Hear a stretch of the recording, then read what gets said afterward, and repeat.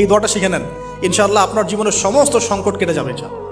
আমি নিজেও এই দোয়াটা বেশি বেশি করার চেষ্টা করি। দোয়াটা হচ্ছে, মুসা আলাইহিস সালাম একটা গাছের নিচে হেলান দিয়ে বসলেন, বসে দেখলেন দুজন মেয়ে দাঁড়িয়ে আছে দূরে, পানি নিতে পারছে না, লোকজন পানি নিয়ে যাচ্ছে, ওরা দাঁড়িয়ে আছে বেচারি। মুসা আলাইহিস সালাম গিয়ে বললেন, কি সমস্যা আপনাদের?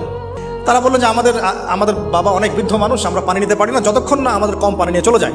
তো মুসা আলাইহিস সালাম একটু বললাম না, ফিজিক্যালি খুব স্ট্রং ছিলেন, থাকে না বডি বিল্ডার, সামনে গিয়ে কথা বলে সরো পানি দিতে দাও, তখন মানুষ একটু মূল্যায়ন করে না। তো মুসা আলাইহিস সালাম এভাবে পানি নিয়ে দিলেন এবং বাছুরদেরকে পানি পান করালেন, করিয়ে গাছের নিচে এসে বসে আছেন। বসে বসে তিনি দোয়া করছেন, এই যে দোয়াটা তিনি দোয়া করছেন, রব্বি, একটা নেক কাজ করলেন, নেক কাজ করলেন না, মানুষের উপকার করলেন, নেক কাজ করে এসে গাছের নিচে বসে দোয়া করছেন, আল্লাহ এখানে তো আমার খাবার পানি বাসস্থান কিছুই নাই, আমি কি করব?